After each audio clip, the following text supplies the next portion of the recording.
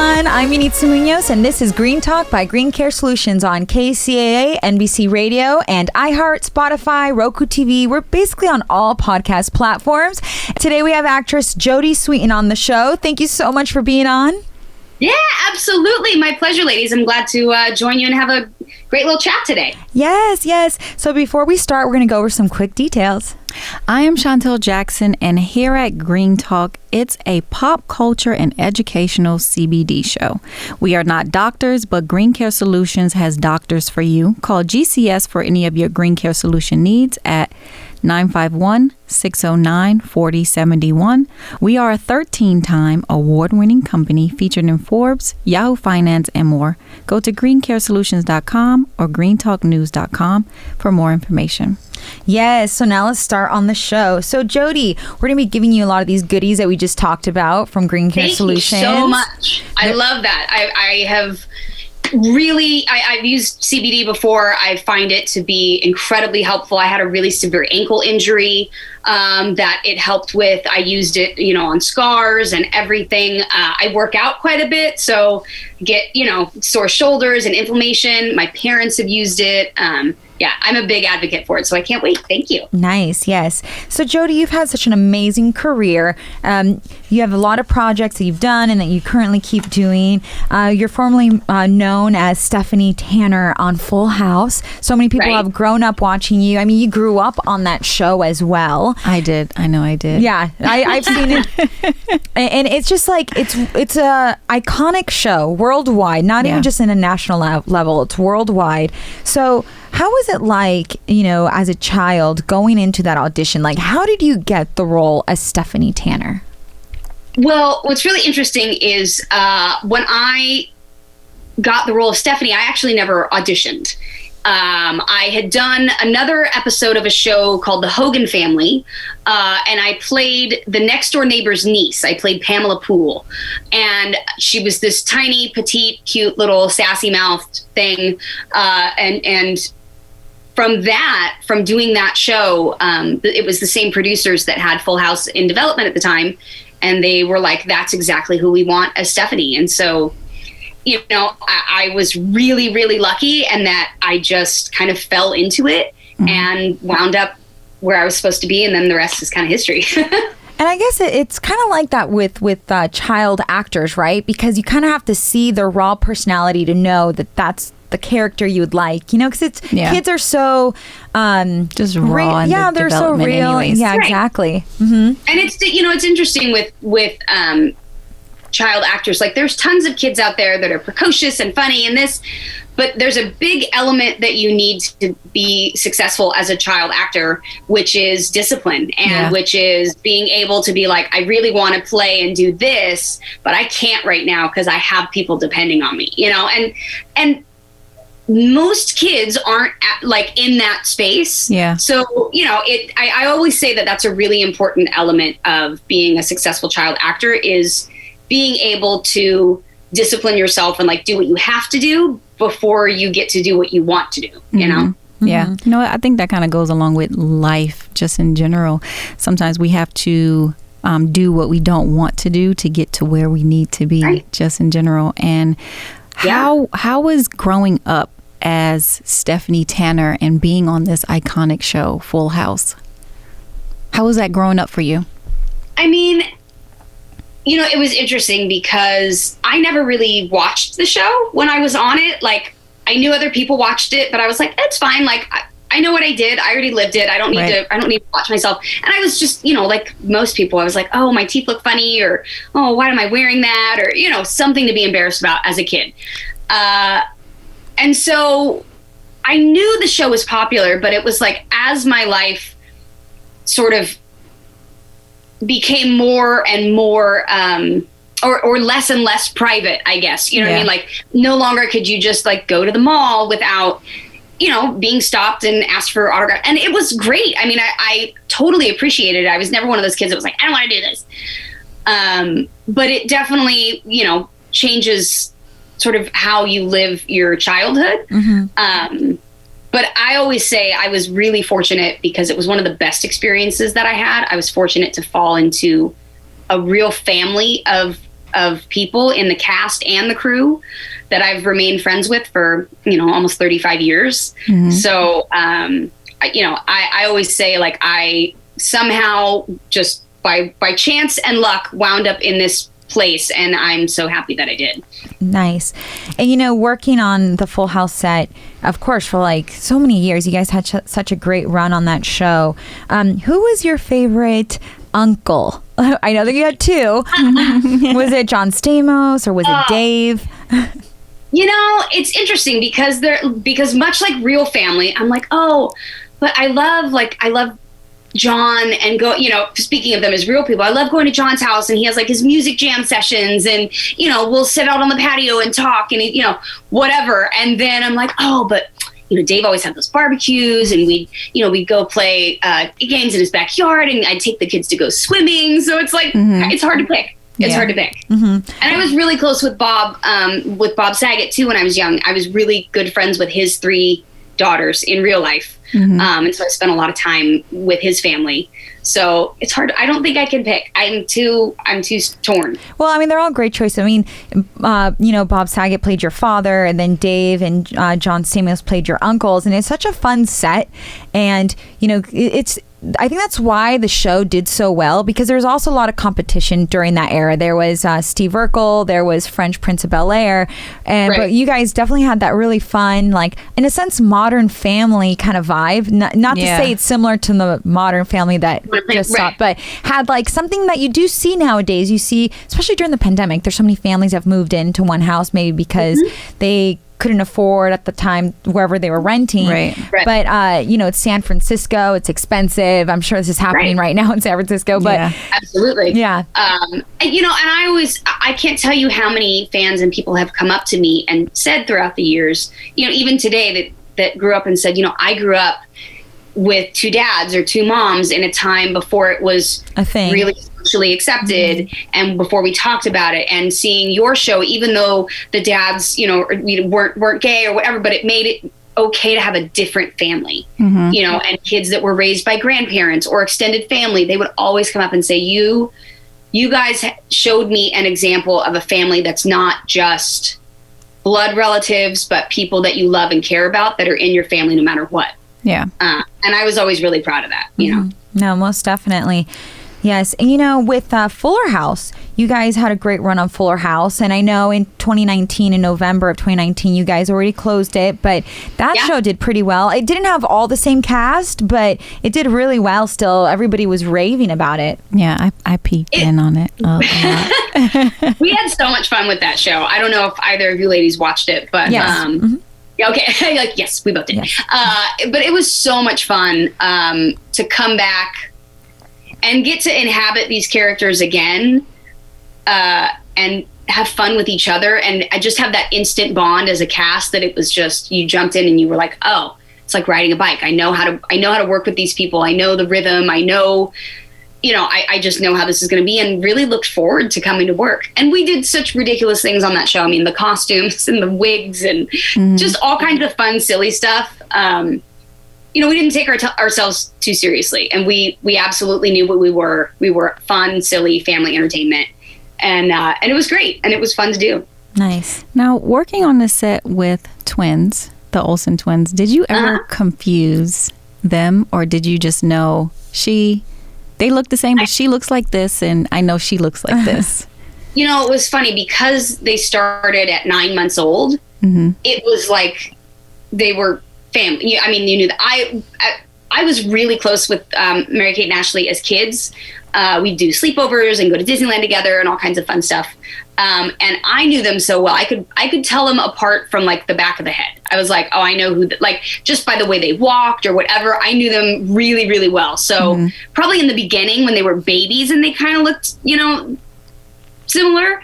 But as they got older and as I just knew them more and more, I was like, oh, no, I know who it is. Nice. Like real sisters in a sense, because you saw them so often. Yeah, exactly. Yes. And, being with, when we were talking about like CBD, I know that you were recently on the Be Real TV show. I also help with that show. I co-produce it. And I love that you I love your journey in life because you're an advocate about being sober, and I think it's cool how people understand like CBD and hemp is a great alternative than maybe like pain medications. And sometimes people fall into like stuff by accident. At the end of the day, life is so unpredictable. You just don't know what curveballs are going to come your way. Right. And we've had celebrities on here like Tito Ortiz, who's a professional fighter. We had Ricky Williams, a professional NFL athlete, who have injuries, but they talk about stories of people accidentally taking the prescriptions for the pain. Yeah, and then it kind of like grows into an addiction. Grows into them by accident. Yeah. And I've seen that happen. I also worked in drug and alcohol treatment for a while before coming back to acting, which I loved. But we would, you would see people come in to get treatment that were like, I don't know how this happened. Like I had back surgery or and it so often becomes that. I mean, when I had a 7-inch plate put in my ankle and a bunch of pins and screws. I did a stupid thing and jumped over a fence about 4 years ago that was not very tall, and I just ate it and completely snapped my ankle and my tibia and fibula. And I had to take pain meds as prescribed, but I realized after a couple weeks I'm like, ooh, I'm uncomfortable. I wake up in the middle of the night like, oh, I think I don't feel well, like I'm sweating and I was like, oh no, we're not doing this. And I started using CBD and hemp and cannabis products that really helped alleviate the pain and help heal as well, without all the ugly side effects of pharmaceutical painkillers. And it's also important to, like, when people buy anything, they always read the labels. And like with our products, we're so transparent with it.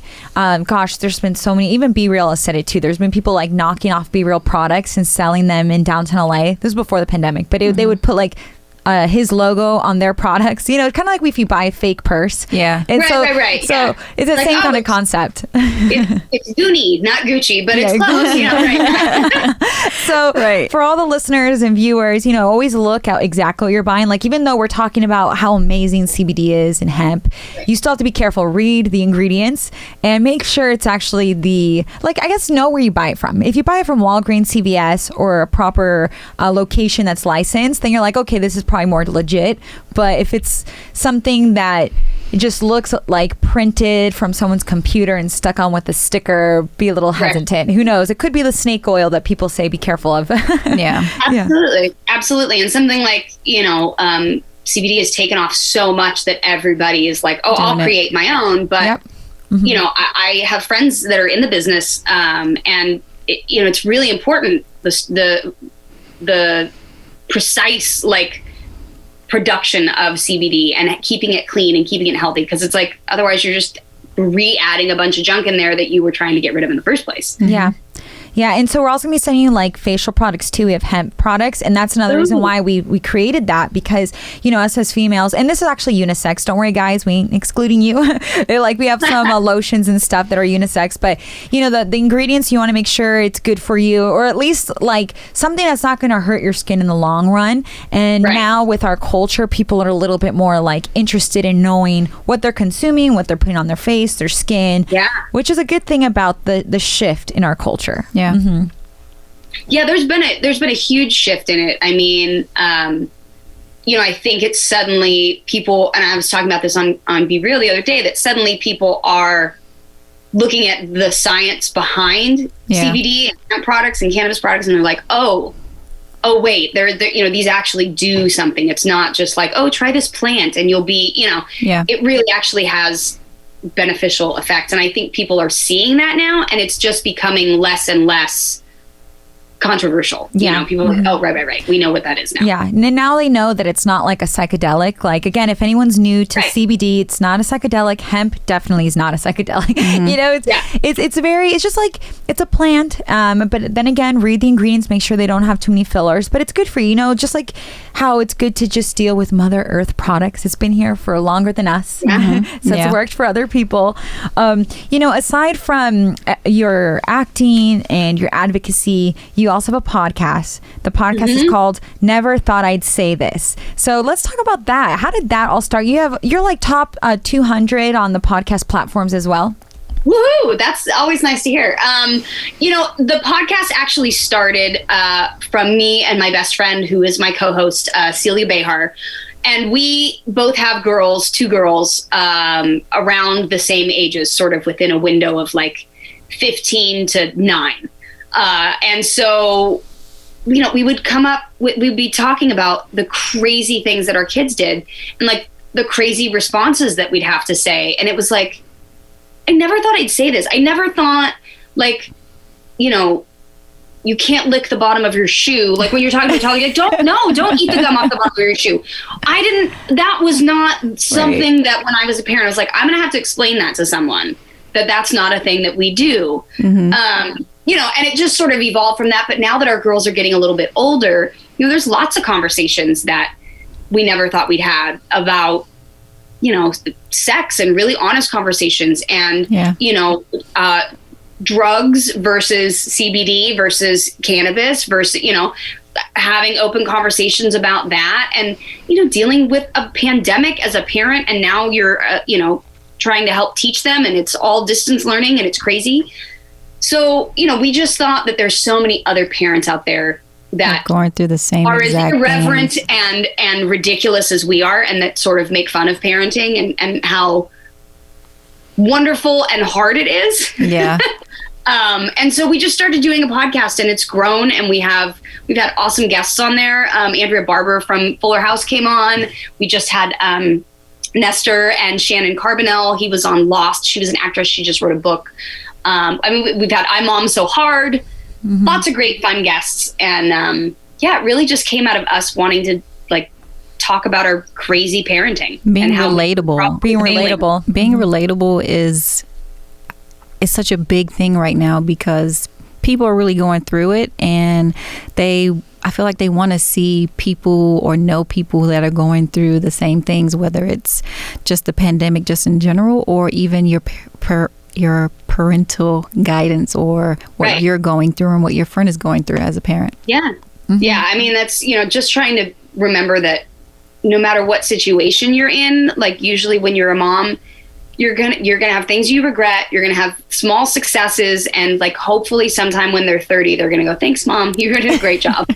Yeah, and they will. In the meantime, it's hell. Yeah, I feel like girls are always so much in love with their parents. Like guys too, but like especially you're a good mom, obviously. So they're gonna be like, "Thanks, Mom, for steering me in the right direction." No, they don't. No. My older daughter is almost 13, and my younger one's 10 and a half, and it's it's the age of like, we hate everything's you. About me. Everything is mine, mm-hmm. and why is the world not jumping when I say jump? Mm-hmm. And and like also, ew, Mom, you're lame. You're so not cool. You're old. Don't touch me. Don't talk to me. That's the stage we're at now. Oh man, that's so funny. Gosh. Well, I'm an auntie, but I'll be a mom. I know soon. But at the end of the day, it's kind of like I see that with my nieces and nephews. There's stages. Mm-hmm. Yeah. Mm-hmm. But having children is a beautiful thing. So I love that you have that podcast. I love my girls. Don't get me wrong. And we talk about on the show, like it's one of the best things that you ever do is to be a parent. But it's also the most stressful, like crazy thing that you ever do in your life. Yeah. Mm-hmm. A few of my girlfriends who have kids, they say the exact same thing. Like, I'm so fulfilled being a mother and a parent, but it is stressful, just to let you know. Mm-hmm. And, being a successful actress and mother and having your podcast that's so relatable to so many people, what would you say in your entire career in the entertainment industry, and also as an advocate, because I know you're an advocate on social media, what would be a lot of the struggles that you see a lot of people facing today, or that you have faced that you have to like overcome? I will say, the opportunity to do FullerHouse and get back into the entertainment business. Like I was saying before, I had worked in entertainment all my life. I was an actress and everything. And then I went to college. I got my degree in elementary teaching and thought I was going to go that direction and didn't, and wound up working in drug and alcohol treatment as a director of operations. And I was doing that. I had been doing that for like 5 years or so. And then I got approached and we started pitching FullerHouse. And then I realized that was exactly where I was supposed to be. I needed to go learn all the other stuff and kind of strip away a lot of the outer things and then get to come back. But I never thought I would get the opportunity to come back and be in this business again and direct an episode of FullerHouse and, do all these things that I had been dreaming of all my life. I thought life had gone in a different direction. So I'm just really grateful to be here and get to do the things that I absolutely love. No, I love that story because, as an actor, it's so competitive. We've had a lot of celebrities on, and Kel Mitchell, who is still an actor, he was on Good Burger, and Kenan Kel, and all that. That's what I was trying to think. I was like, all that. But nevertheless, he's also involved in the church, and he talks a lot about, how in his career, and we can relate to, we're also in the arts, and in this career, it's so competitive. And now there's these other ways of streaming, a lot of things that we can kind of get out there, but at the same time, it's very competitive. And it's always good to just kind of see it like that, but always be really strong. And it's so amazing that, you've overcome so much in your life. I love that you are an advocate for those who lost their way, working in the drug and addiction, rehabilitation programs. You've saved, I'm sure, so many lives. A lot of these people need to hear, that they can succeed and move on. But, in the whole entertainment industry, I feel like, unfortunately, people get so down maybe because they think I'm going to get this audition and they don't, or I'm going to become a singer and they don't, and all these things that happen. It's a really hard business. People always ask me, what's the best advice that you can give? And I always say, get used to a lot of no and a lot of criticism and grow a real thick skin. Because, not only on social media, but just, in general, you'll go in on an audition and then your feedback will be like, oh, I didn't, they didn't like this, or they didn't, and you're like, oh, okay. Or you get no feedback at all. You're like, am I good? Am I not? I don't know.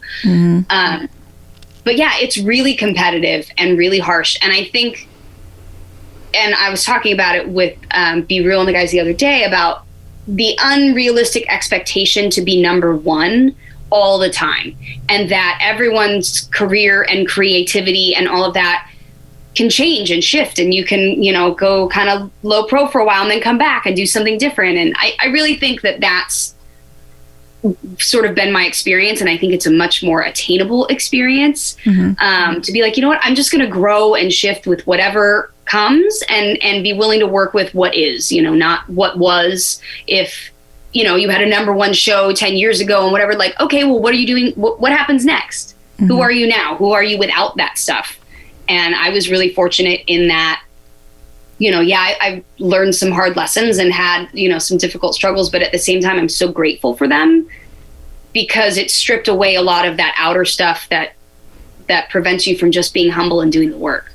So, and I love that you're also an advocate on your social media. You post a lot about human rights, so I applaud you for your shirt. I'm a big activist. I always have been. I'm not probably quite to the extent that I am now, but a lot of it was because, with more family programming and things like that, I was trying to be sort of more respectful of the show and, how that was seen.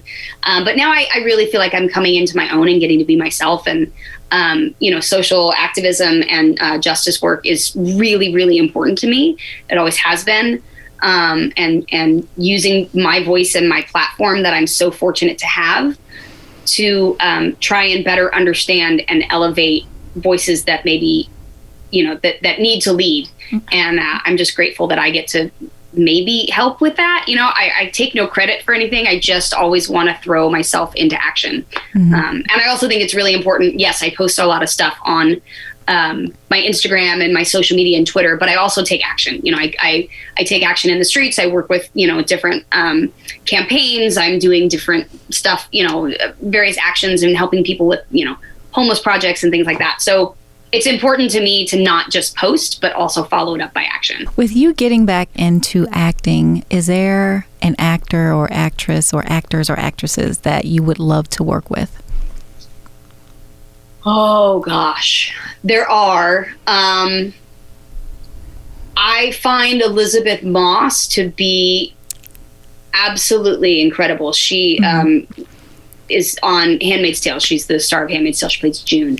Also from Mad Men and a bunch of other things. I think she is incredible to watch. I have such admiration and respect for her as an actor. There is so much life happening internally that when, you know, they do those shots where she's looking right at camera, like you feel see it so much with so little. And it's just brilliant. I would love to work with her. I love Olivia Colman from The Crown. Yes. And also this great show called The Flowers, which was on Netflix, a British show that's kind of weird and off the wall, but she's amazing in it. I really admire her as an actress as well. Oh gosh, I know there's more, but those are the first two that sort of came into my mind. Nice. Well, those are great choices. Yeah. And you I feel like I sort of could almost play Elizabeth Moss's sister, like sort of maybe kind of. So I'm like, you know, I'm just gonna put that out there and like manifest that in the universe. Yes. In my lovely universe here on my green screen. I love your background. I love it. Thank you. I finally used the green screen that I bought during the pandemic. And finally today I was like, you know, you should probably use that thing that you bought. Love it. Well, thank you so very much, Jodie, for being on Green Talk by Green Care Solutions. We're going to be mailing you a lot of our lovely products. Let us know if you like them. So everyone that's tuning in, thank you so very much, Jodie. My name's Yanitza Munoz, and I'm here with my lovely friend, Chantel Jackson. And you know what? I just want to say, Jodie, you were one of my best friends when I was growing up. Yes. Just to let you know. And being that I got to interview you, you're now my best friend. So yeah, we're best friends. We're best friends. You stated it. It is what it is. I'm so sorry, Celia. You're gonna have to. You're second banana now. It's just what it is. Yes. Thank you guys for tuning in. Adios. Bye. Absolutely. Thanks.